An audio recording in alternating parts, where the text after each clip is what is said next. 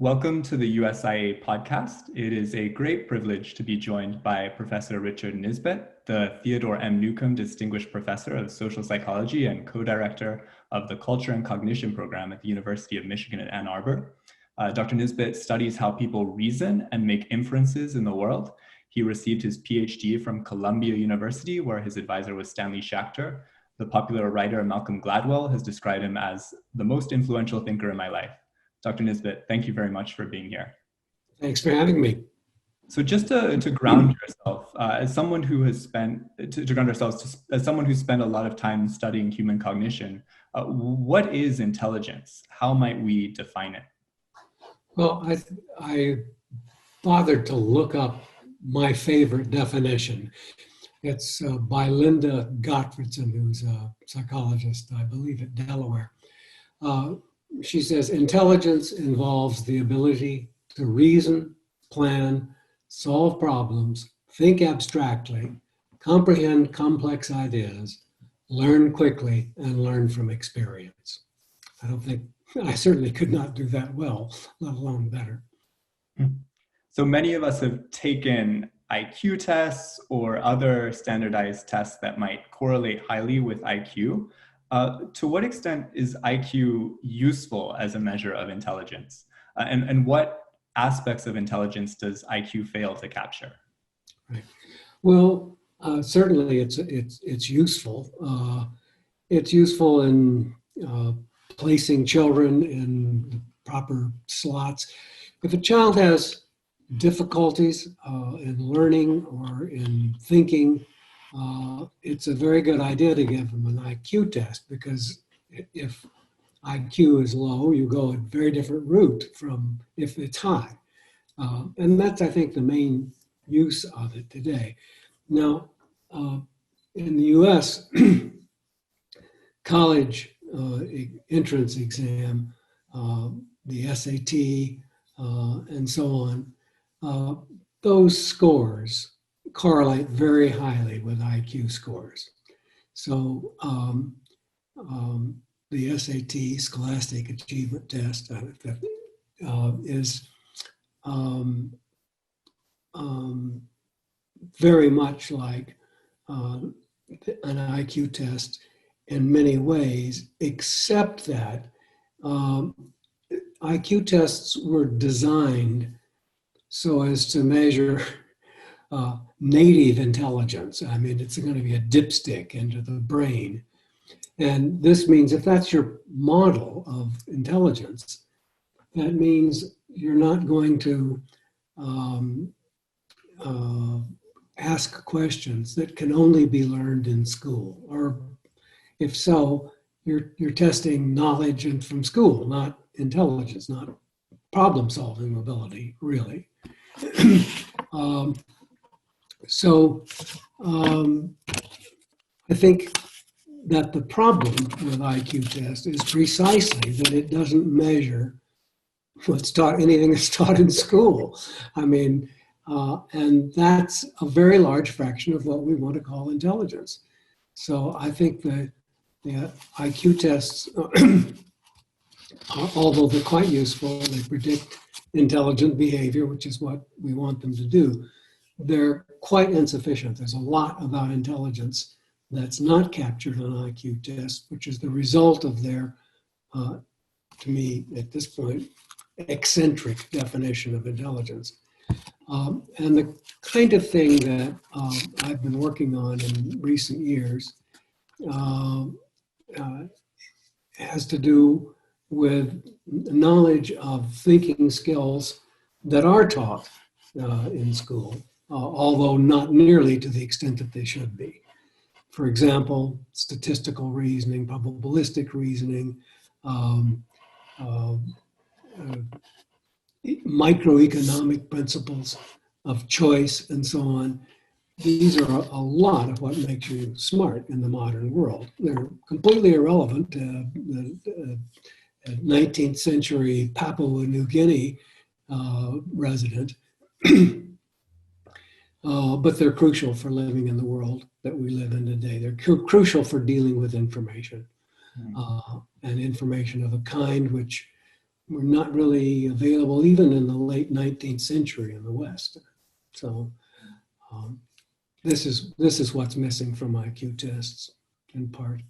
I agree, and I think in the midst of COVID-19, like it's become very clear that there are limits in our capacity to reason statistically, reason exponentially. You've also refuted the idea that intelligence, whether defined through IQ or more broadly, is biologically determined, and you've argued that cultural and educational influences are more important in determining intellectual ability. What environmental factors are most central to determining cognitive outcomes? Well, I think just things that you can teach people. I mean, one example is the law of large numbers. I mean, you just can't operate effectively in the modern world without understanding the law of large numbers. I mean, people will make strong inferences from data which are simply don't support the inference because there isn't enough data. I have a personal example of what happens to you if you're not paying attention to the size of your evidence base. When the first time I went to Europe, I was in London for 10 days or so, and there was beautiful blue sky and sun every day. And I came away thinking, you know, the British are really, they're such babies. I mean, they complain about the weather. The next time I went to London, I said, oh, I see, I get it. As someone who's lived in London, I can say the summer months are probably a good time for that, but the rest of the year, not as much. Right. So how do notions of intelligence differ across cultures? And in particular, you have the book, The Geography of Thought, where you describe differences in fundamental principles underlying Western and Eastern thought. What are some of these differences? Well, first, to my surprise, I mean, there are very different intelligences. I mean, you look at two highly evolved societies, and people think really profoundly differently in many respects. The major difference, the most striking difference, I think, is in formal logic. People in the West can apply formal logic to all kinds of everyday life events.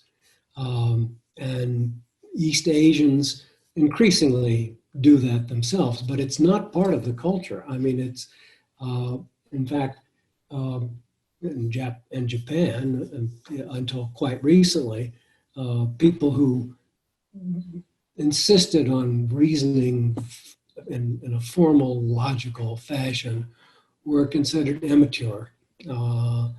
And I still think there's a point to that. I mean, I think in some ways, academics in particular are prone to being overly logical. I mean, they get rid of context, and that's great to do for all kinds of purposes, but it's not, if you're actually trying to solve a problem in the real world, you better not forget about context. You better not boil it all down to formal logic. Another major difference is in categorization. Categorization it's just a habit of the Western mind that it was not a habit of the traditional Eastern mind. And to categorize things, you need to pay attention to their attributes and find some kind of rule that will allow objects, could be people or ideas, that would allow for sensible organization into the same category. So working on a problem, the Western habit is to pay a lot of attention to the central object, the thing that's the center of your problem. Pay attention to its attributes, use the attributes to categorize, and then run it off on formal logic. All that's very powerful, but it has its problems, which you can understand quite well by looking what's more characteristic of Eastern thought, where categorization is not a big deal, and where attention to attributes is maybe not as common as in the West. Um, and a consequence of this, well, rather than focusing on attributes, they tend to focus on relationships. That is and there's a lovely little paradigm that shows the difference here. If you give people 3 objects and ask them to say which 2 go together, so you might have monkey, banana, and panda. And the Westerner will say, oh, well, the monkey and the panda go together because they're both animals or both mammals. The Easterner is much more likely to say, oh, the monkey goes with the banana because the monkey eats the banana. In other words, focuses on a relationship to define what's interesting about these 3 objects and how they relate to one another. So this is not just a habit of cognition. It's built into the perceptual system. We show people pictures of, for example, an underwater scene and for 20 seconds, and then we ask them, "What did you see?" The Westerner will say, well, I saw 3 big fish. They had pink stipples on their undersides and very long tails. The Japanese subjects that we gave this test to will say, there was a body of green water. It could have been a river. There were 3 big fish swimming off to the left. And then they give you a lot about context. So they're actually not we, because I didn't do the research, but amazingly enough, there are object detection centers in the perceptual system, and there are context, and they're literally separate. And sure enough, when Westerners look at an underwater scene, the object region lights up, and the Easterner gets that as well, but also the context lights up. And so when you give people, show them the pictures again, you'll see that they're paying attention differently. The Easterners are paying attention to very widely to the context, and they're looking back and forth between the context and the most central objects. So these differences are quite profound. It's astonishing. Nobody knew this before. I mean, I shouldn't say nobody. My student who told me all of this foresaw all of this, Kai Ping Peng. He knew all of this. So he's a psychologist who's an Easterner who's very familiar with the West, and he figured out these differences, which literally dozens of people have gone on to establish in different experimental work. It's very interesting, and it seems like we're increasingly able to communicate across cultures, right? So I'm wondering, do you have any sense whether these differences might erode as we become just more connected in our interactions? Well, they're certainly eroding in the sense that Easterners are picking up Western habits of thought.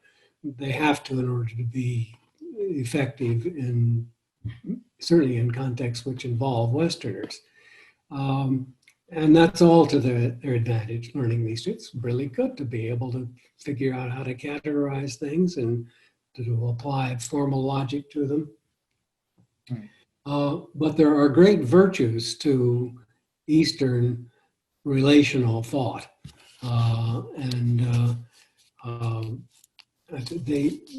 They're much more aware, for example, of the relationships. If they're in a meeting, business meeting, they know who's the boss, who's out of sorts with the boss, who likes whom, who's up and coming in the organization. I mean, all of these things that totally escape the likes of me, I can assure you.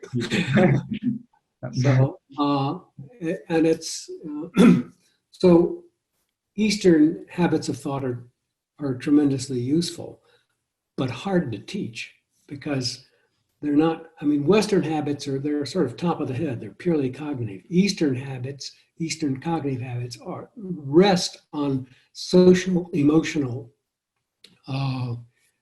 aspects of life that begin differentiating very early. And they remain connected to these social and emotional things in a way that Western analytic thought does not. So you can't teach it as easily. Here's logic. It's very easy. You can teach somebody logic formal logic in an afternoon. You're not going to teach these Eastern cognitive skills in an afternoon. I also wanted to focus on your book, Mindware, Tools for Thinking, where you present ways that we can think more effectively about our behavior and our world. To what extent is it possible to teach these forms of reasoning? Well, we don't really know all that well, although we know some very useful and dramatic things. I started studying inference, the way people make inferences about the world, about 40 years ago. And I was studying the errors that people make because it's interesting and because it tells you what's going on in the brain. It's like to study perception, you blind person in one eye, or you give them, that's the basic idea. So I used to think, not only are we bad at inference, but you can't teach us to be any better. And at some point, I decided to say, oh, maybe I should see whether you can teach me. And then I was bowled over by what I taught statistics and probability to people, the law of large numbers, for example, correlation, statistical inference, in such a way that it made contact with everyday life events. And basically, what we were doing, I think, was teaching people how to code everyday life events in terms of some formal inferential principle that had proven themselves to be valuable in all kinds of contexts. We looked at University of Michigan freshmen at the beginning of their first year and at the end of their second year. And we looked at people who were engineering majors, medicine majors, psychology majors, and arts majors of some kind. The psychology majors improved their ability to reason using these statistical and probabilistic principles. They improved 70% over that period of time. These are important principles. I mean, you can't be effective in the world we live in today without understanding standard deviation. I mean, it's just, so I was absolutely astonished at how much they gained. Chemistry students, that's what, it wasn't engineering, it was chemistry. Chemistry students learned basically nothing about these sorts of things, and arts students learned virtually nothing either.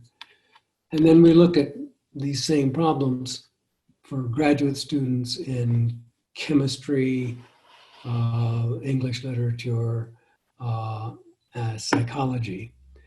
And for psychologists, there was and doctors, first 2 years of medical school. Psychologists added another 70% on top of what they already had as undergraduates. Chemistry students, nothing, no ability, no increase at all. To our surprise, doctors did increase, not as much as psychologists, but they did increase. So it wasn't my understanding of what they learn now. You know, they learn about where the, you know, the amygdala is. But so I went to class, medical school, started going, and the mystery resolved itself almost immediately, because a lot of medical training is precisely about formal problem solving, using formal principles. So they teach them about what's correlate, how to think about correlation with real world events and so on. So if you learn in some domain like medicine, you get, even without teaching across of all the rest of the domains that there are in the world, you get ability to do that to a significant extent. But chemists are not learning these kinds of things across any domain. Yeah. And as you mentioned, they're such essential skills. They can be taught to a large extent. So I think it's great that the psychologists are doing well at them, but it's interesting to me that we don't emphasize it more, these skills, statistics, probability, decision theory within our school systems. Yeah, they ought to be taught no later than early high school. They ought to begin on that stuff. Instead, in the US, we make them learn algebra, which is not remotely as useful as these kinds of principles. A very small fraction of people are actually going to use algebra in their occupations. But we don't teach them there very much, and about these kinds of inferential principles. And students in the US in many high schools can't graduate until they can show some level of proficiency in algebra.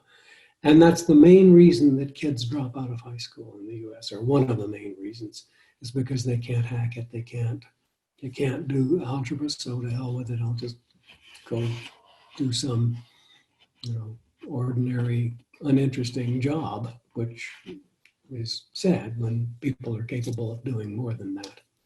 Right. And perhaps as a consequence of some of our flaws in statistical reasoning, we are witnessing a replicability crisis in psychology and in the social sciences more broadly. What do you think is causing this? And do you think that this is undermining the public's faith in science?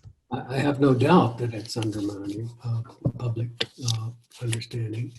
But of course, it's not just psychology that's showing us. As a matter of fact, biological fields, medical fields have lower rates of inference than lower rates of replicability than is found in some of the psychological work. And to me, that's bizarre. I mean, you give some people a pill and other people you don't give a pill, and you publish the results, and then it doesn't replicate. What? I mean, that was not a hard thing to do.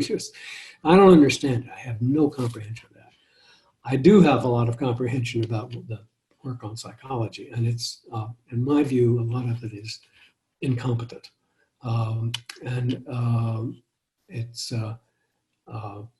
They attempt to replicate a study might use utterly different materials. Here's a favorite one of mine. If you, there's a study done in which you give people a pen and they either hold it in their mouth like this, which puts their mouth into a smiling shape, or they can put it like this, which gives them a dubious, a frowning shape, and then ask them to look at pictures, and they like the pictures more when their mouth is in a certain, etc. So the people who were going to see if they could replicate this couldn't replicate it. There was no effect of it at all.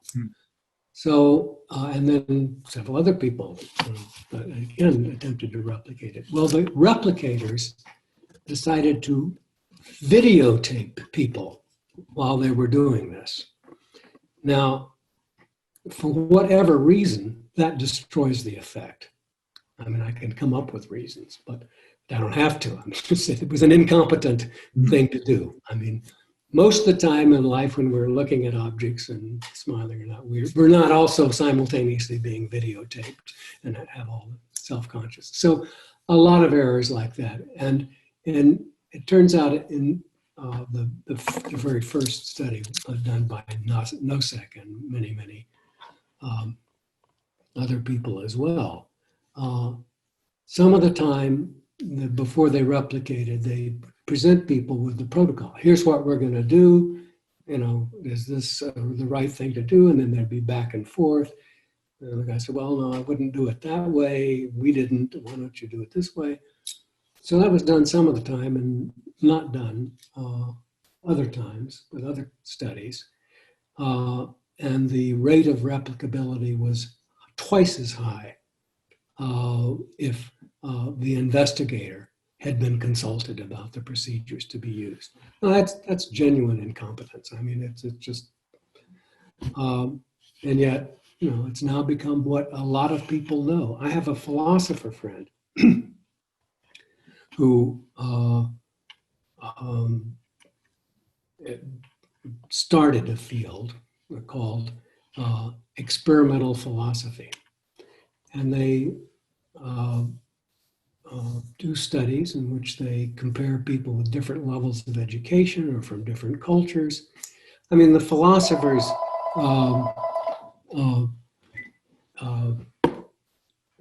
stock and trade is to say, when we think about X, here's the way we go about it, or here's what most people, you know, understand, based on no empirical evidence whatsoever.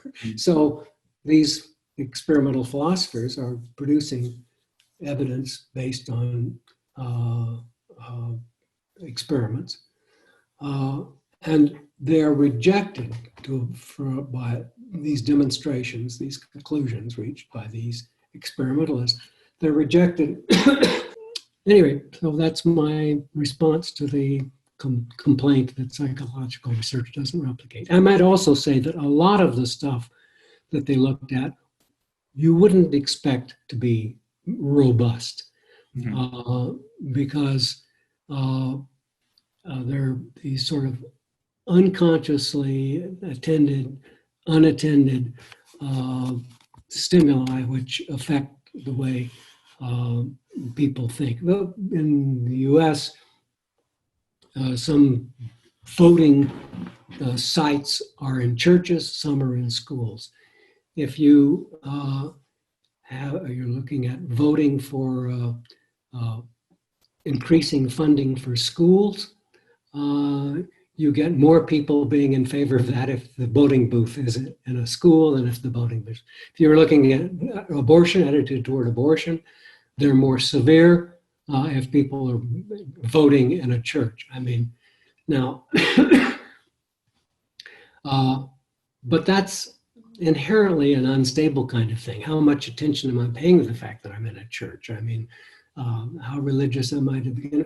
There's lots of, they're unstable because the stimulus has to be powerful enough to be noticed, but not so powerful as to be something that you can resist.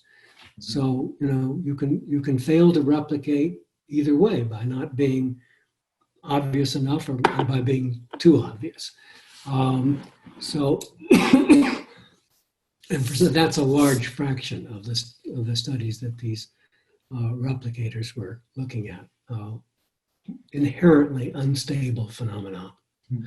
I would say just one final thing about that. Mm-hmm. I mean, well, first of all, no one's ever gone through an inventory of psychological phenomena. Let's say generate 100 psychological phenomena that have been demonstrated. Right.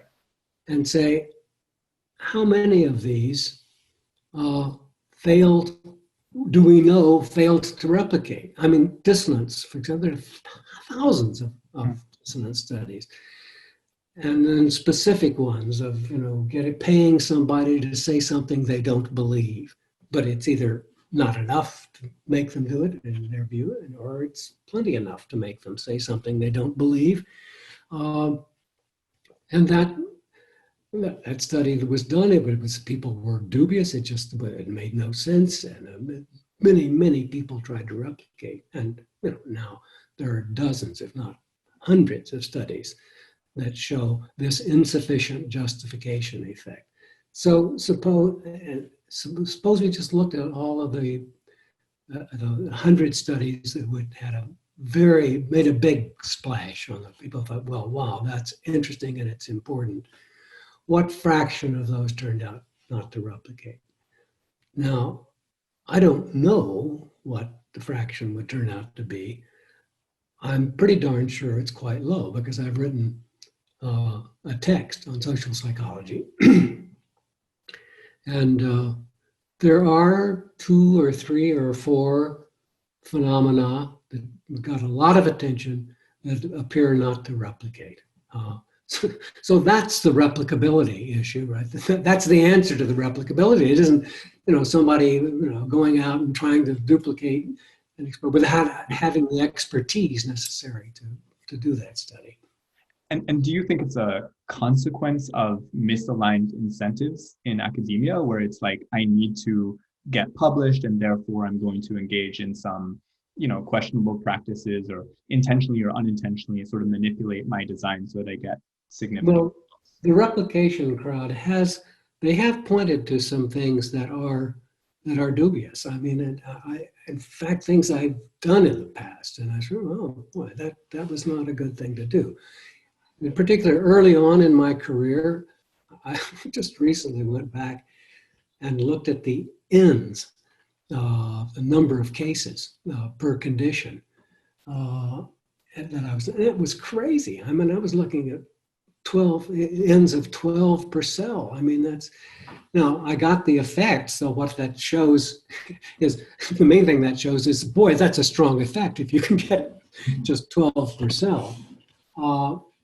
And then sometimes people do questionable inferences, like they will, they find things in a data pattern and they sort of get around behind it and act like they've predicted it. Well, they didn't. And I don't think people used to be sufficiently aware of the damage that's done to your inference if you didn't predict something, but act like you did predict it. Because it sounds, if you act like you did predict it, well, that sounds like it's coming from a secure and broad intellectual base that allowed you. And if that's not true, it's likely to be a will o' the wisp and not turn up again. I mean, so there are lots of things like that, which the people who do the replication thing, they're much more inclined to be sensitive to these kinds of problems than the rest of us, and in that they're correct, in my opinion. Yes. Hopefully we'll be able to get better at identifying some of these quasi-rational practices that are contributing to the issues. And I think your book, Mindware, Tools for Smart Thinking, which I have here, is important. It presents a practical guide, and it's a wellspring of information about how we can develop our reasoning capacities and ultimately make better decisions. I'd really recommend it to listeners. Dr. Nisbett, many thanks for your time and for sharing your perspectives today. Sure. Thank you. Thank you. Bye-bye. Great.